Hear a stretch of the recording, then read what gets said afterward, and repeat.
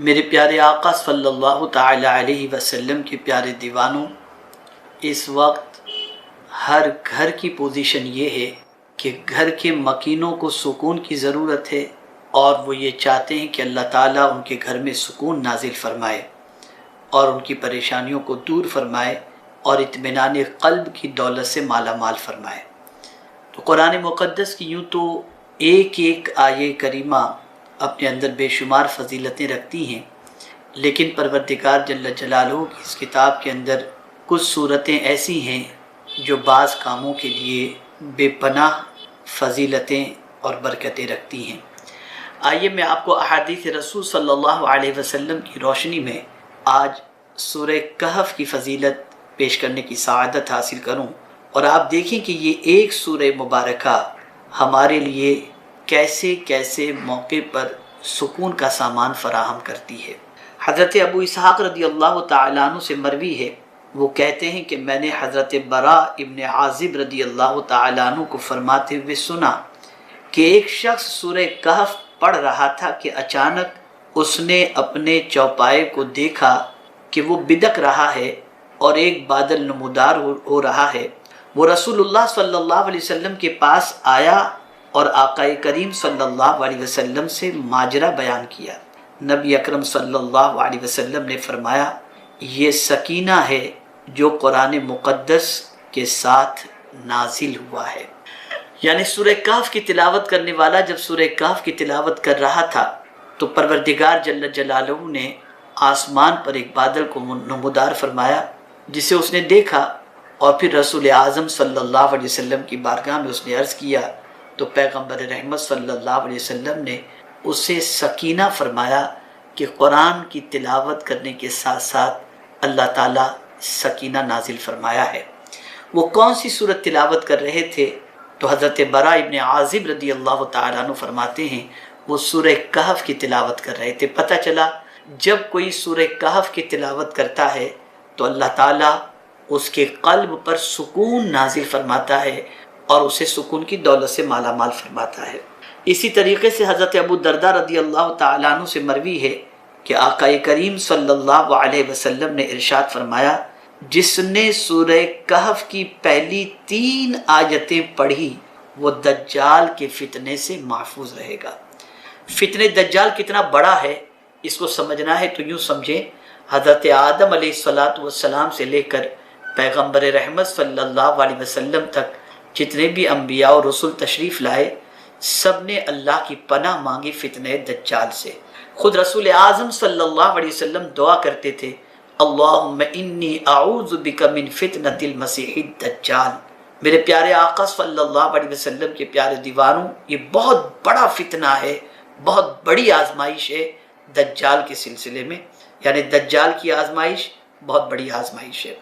اسی طریقے سے آقا کریم صلی اللہ علیہ وسلم نے ارشاد فرمایا، من حفظ 10 آیات من اول سورۃ الکہف عصم من فتنۃ الدجال، جو سورہ کہف کی شروع کی 10 آیتیں یاد کر لے وہ دجال کے فتنے سے محفوظ رہے گا۔ سبحان اللہ۔ میرے پیارے آقا صلی اللہ تعالی علیہ وسلم کے پیارے دیوانوں، بہت بڑا فتنہ ہے، اس کی وجہ سے بہت ساروں کے ایمان چلے جائیں گے، اور بہت سارے سورہ کہف کی 10 آیات کی وجہ سے اور اللہ کی پناہ مانگنے کی وجہ سے فتنہ دجال سے محفوظ و مامون رہیں گے۔ اسی طریقے سے حضرت ابو سعید رضی اللہ تعالیٰ عنہ سے مروی ہے کہ نبی اکرم صلی اللہ علیہ وسلم نے ارشاد فرمایا، جس نے جمعہ کے دن سورہ کہف کی تلاوت کی اس کے لیے اس جمعہ سے اگلے جمعہ تک ایک نور ہوگا۔ سبحان اللہ۔ اسی طریقے سے حضرت ابو سعید خدری رضی اللہ تعالیٰ عنہ سے مروی ہے کہ رسول اللہ صلی اللہ علیہ وسلم نے ارشاد فرمایا، جس نے سورہ کہف کو ویسے پڑھا جیسے نازل ہوئی ہے تو اس کی قبر سے مکہ تک نور ہی نور ہوگا۔ سبحان اللہ۔ اب اس سورہ مبارکہ کا پڑھنے والا کہیں بھی مرے اور کہیں بھی دفن کیا جائے، لیکن اللہ تعالیٰ اس سورہ مبارکہ کے پڑھنے والے کے لیے اس کی قبر سے لے کر مکہ تک نور ہی نور کر دے گا۔ سبحان اللہ۔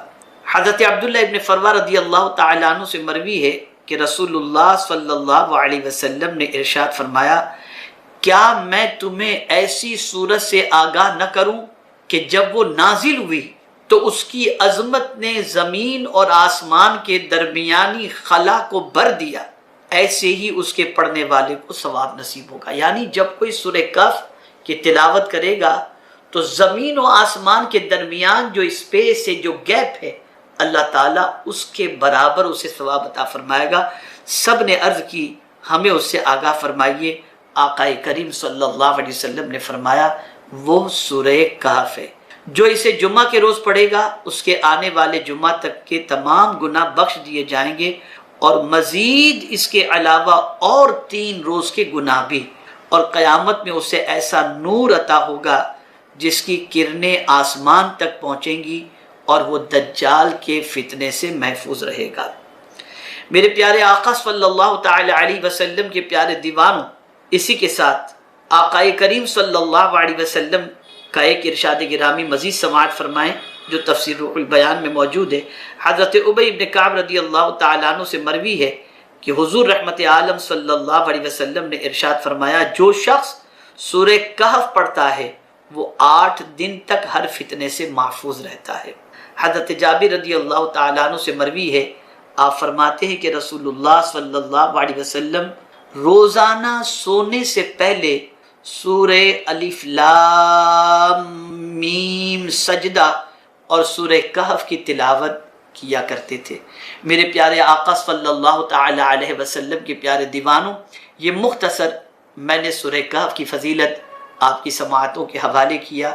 میں گزارش کرتا ہوں کہ سورہ کہف اگر پوری یاد کر لیں تو سبحان اللہ، ورنہ کم از کم سورہ کہف کی ابتدائی 10 آیات کو حفظ کر لیں، انشاءاللہ دجال کے فتنے سے محفوظ رہیں گے۔ اور روز کوشش کریں کہ ہر جمعہ کو سورہ کہف کی تلاوت کریں، انشاءاللہ العظیم اس کی برکتیں صرف زمین کے اوپر نہیں بلکہ قبر میں جانے کے بعد بھی اس کی برکتیں نصیب ہوں گی۔ اللہ تعالیٰ پوری دنیا کے مسلمانوں کو توفیق عطا فرمائے کہ وہ یوم جمعہ کو، اور اگر اللہ توفیق دے تو روزانہ رات کو سورہ کہف کی تلاوت کے عادی بن جائیں۔ اللہ تعالیٰ قرآن مقدس اور خاص طور پر سورہ کہف کی برکتوں سے ہم سب کو مالا مال فرمائے۔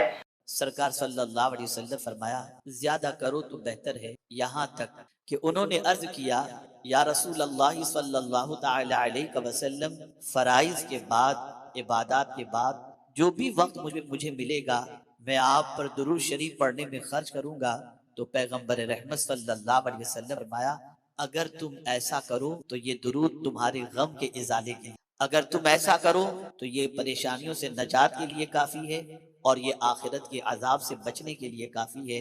پتہ چلا کثرت درود کی بنیاد پر اللہ تعالیٰ غم کو بھی دور فرماتا ہے، پریشانیوں کو بھی دور فرماتا ہے، اور صرف یہ نہیں کہ زمین کے اوپر کی پریشانیاں دور کرتا ہے، درود شریف ایسا عمل ہے جو زمین کے اوپر کی پریشانی بھی دور کرتا ہے، زمین کے اندر کی پریشانی بھی دور کرتا ہے، میدان محشر کی پریشانی بھی دور کرتا ہے۔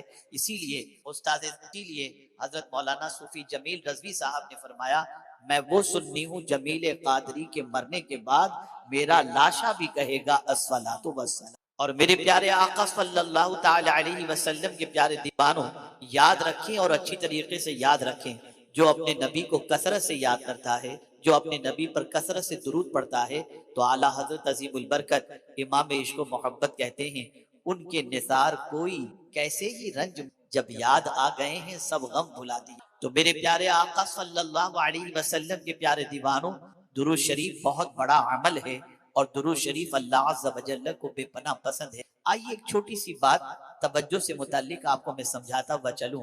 میرے پیارے آقا صلی اللہ علیہ وسلم کے پیارے دیوانوں، میں نے آپ کو درود پڑھایا، آپ نے درود پڑھا، آپ یہاں پر حاضر ہیں، ممکن ہے چہرہ آپ کا میری طرف ہو، چہرہ آپ کا سید صاحب کی طرف ہو، چہرہ آپ کا علماء کی طرف ہو، لیکن دھیان کہیں اور ہو، سوچ کہیں اور ہو، اور توجہ کہیں اور ہو، تو ہوگا یہ کہ آپ سے جو بات کہی جائے گی وہ آپ کے کانوں تک نہیں پہنچے گی، آپ کے دل تک نہیں پہنچے گی بلکہ وہ آپ کے کانوں سے ٹکرا کر باہر ہی رہ جائے گی، اس لیے کہ آپ سننے کے موڈ میں نہیں ہو، آپ کی توجہ اس طرف نہیں ہے۔ آپ جانتے ہیں توجہ کو اللہ اور اس کے رسول کے ذکر کی طرف رکھنا کیوں ضروری ہے؟ کیا توجہ کی بنیاد پر ثواب ملتا ہے؟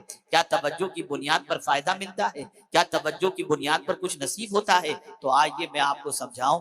درود کو یوں ہی پڑھے تو بھی اللہ کے رسول کی بارگاہ میں پہنچ جاتا ہے، لیکن اگر کوئی شخص آقائے کریم صلی اللہ علیہ وسلم پر درود، حضور پر پوری طرح سے متوجہ ہو کر دل سے حضور صلی اللہ علیہ وسلم کی بارگاہ کے اندر مکمل انہماک کے ساتھ اگر درود پڑھتا ہے تو اس درود کو خود مصطفیٰ جان رحمت صلی اللہ علیہ وسلم سن لیا کرتے ہیں۔ اس لیے یاد رکھو، محفل میں جب آ چکے ہو، اللہ نے توفیق دی تب آپ یہاں پر آئے، اللہ توفیق نہ دیتا تو آپ نہ آتے۔ بہت سارے ایسے مسلمان اس وقت ہوں گے جو نہ جانے کہاں کہاں بیٹھے ہوں گے، کن کن محفلوں کے اندر ہوں گے، لیکن اللہ کا آپ پر مجھ پر خصوصی کرم ہے کہ اس نے کسی اور محفل میں نہیں، اپنے ذکر کی محفل میں آنے کی توفیق عطا فرما دی، اپنے رسول صلی اللہ علیہ وسلم کے ذکر پاک کی محفل میں آنے کی اس نے توفیق عطا فرما دی۔ اب آئیے سماعت فرماتے ہوئے چلیں جس آیے کریمہ کی تلاوت کا میں نے شرف حاصل کیا۔ میرے پیارے آقا صلی اللہ علیہ وسلم کے پیارے دیوانوں، اللہ رب العزت کی بارگاہ میں دعا ہے کہ پروردگار مجھے حق کہنے اور آپ سب کو حق سننے کی توفیق عطا فرمائے۔ بہت ہی مؤثر اور پرمغز خطاب آپ نے محب گرامی حضرت مولانا سید امین القادری صاحب سے سماعت فرمایا۔ میں بھی کچھ باتیں آپ کی سماعتوں کے حوالے کروں گا۔ بورڈ آج کا جو میں نے آویزاں دیکھا اور عنوان دیکھا وہ اصلاح معاشرہ ہے۔ اصلاح کس چیز کی جائے؟ معاشرے کی اصلاح کی جائے یا انسان کی اصلاح کی جائے؟ آئیے میں آپ کو سمجھاتا ہوا چلوں۔ آج پورا انسان بگڑا ہوا ہے، سر کے بالوں سے لے کر پیر کے ناخن تک انسان کی زندگی تباہی کے دہانے پر ہے، آوارگی کے راستے پر آج کا انسان جاتا ہوا نظر آ رہا ہے، بد کرداری کے دھبے اس کے دامن پر لگتے ہوئے نظر آ رہے ہیں، برائیوں سے اس کو اتنی انسیت ہو چکی کہ اب برائیوں میں دل لگتا ہے، نیکیوں میں دل نہیں لگتا۔ بڑی عجیب سچویشن ہو گئی، بڑی عجیب کیفیت ہو گئی۔ آپ مجھے بتائیے، اگر کوئی آپ تماچا مارے آپ اسے برا کہیں گے یا نہیں؟ آپ اس کے اوپر ڈانٹ ڈپٹ کریں گے یا نہیں؟ آپ اس سے انتقام لیں گے یا نہیں؟ کسی نے آپ کو تماچا مارا اسے آپ اپنا دشمن سمجھیں گے، اسے دوست کی نگاہ سے کبھی نہیں دیکھیں گے۔ کسی نے آپ کی آنکھ توڑ دی آپ اسے اچھا دوست نہیں سمجھ سکتے، اسے اپنا دشمن سمجھیں گے۔ کسی نے آپ کی ٹانگ توڑ دی آپ اسے اپنا دوست نہیں سمجھیں گے، اسے اپنا دوست دشمن سمجھیں گے۔ آپ اسی طریقے سے اندازہ لگائیں، وجود آپ کا ہے، ہاتھ آپ کا، پیر آپ کا، آنکھ آپ کی، زبان آپ کی، کان آپ کے، اگر آپ کے ان اعضاء کو کوئی تکلیف پہنچاتا ہے آپ اسے اپنا دوست نہیں کہیں گے، اسے دشمن کہیں گے۔ اگر میں قرآن کی روشنی میں اس وقت سمجھانا چاہوں تو میں یہ کہنے میں حق بجانب ہوں، آج کا مسلمان خود اپنا دشمن، آج کا مسلمان خود اپنا دشمن بنا ہوا ہے، اور یہ میں اپنی مرضی سے نہیں کہہ رہا، میں قرآن کی روشنی، قرآن کہتا ہے وَمَن يَكْسِبْ إِثْمًا فَإِنَّمَا يَكْسِبُ عَلَىٰ نَفْسِهِ، جو گناہ کمائے۔ اب گناہ کمانے سے کیا مراد؟ اللہ نے آنکھ دی آپ نے آنکھ سے گناہ کمایا، اللہ نے ہاتھ دیے ہاتھ سے آپ نے گناہ کمایا، اللہ نے پیر دیے اس کی نافرمانی کی طرف چل کر آپ نے گناہ کمائے، اللہ نے آنکھ دی گندی چیزوں کو دیکھ کر، غیر محرم کو دیکھ کر آپ نے اپنی آنکھ سے گناہ کمایا، ہاتھ دیا کسی مظلوم کو سہارا دینے کے لیے، لیکن ہاتھ سے آپ نے کسی بے گناہ کو تماچا مارا آپ نے گناہ کمایا۔ اپنے وجود کو قانون الہی اور قانون رسول صلی اللہ علیہ وسلم کے خلاف استعمال کرنا یہ گناہ کمانا ہو۔ قاعدہ سنیے، اپنے وجود کو قانون الہی اور قانون رسول صلی اللہ علیہ وسلم کے خلاف استعمال کرنا یہ گناہ کمانا ہوا۔ اب اگر کوئی آنکھ سے گناہ کرتا ہے تو میرے پیارے آقا صلی اللہ تعالی علیہ وسلم کے پیارے دیوانوں، وہ گناہ کما کر کیا کرتا ہے؟ فَإِنَّمَا يَكْسِبُ عَلَىٰ نَفْسِهِ، وہ اپنی جان کے لیے کماتا۔ اگر کسی نے گناہ کیا تو میرے پیارے آقا صلی اللہ تعالی علیہ وسلم کے پیارے دیوانوں، میں آپ سے پوچھنا چاہتا ہوں، اگر ہاتھ سے کوئی آپ کو تماچا مارے تو آپ اس کو دشمن سمجھیں گے، آنکھ سے اگر کوئی آنکھ آپ کی پھوڑ دے آپ اسے دشمن سمجھیں گے، لیکن اگر آج کا مسلمان اپنی آنکھوں سے گناہ کر کے اپنی آنکھوں کو عذاب میں گرفتار کر رہا ہے، اپنے ہاتھوں کو اللہ کے عذاب میں گرفتار کر رہا ہے، اپنے پیروں کو اللہ کے عذاب میں گرفتار کر رہا ہے، ظاہر سی بات ہے آقا کریم صلی اللہ علیہ وسلم نے ارشاد فرمایا جو شخص اپنی آنکھوں سے گناہ کرتا ہے، کل بروز قیامت اس کی آنکھوں میں جہنم کا پگھلایا ہوا سیسا جہنم کی سلاخیں اس کی آنکھوں میں ڈالی جائیں۔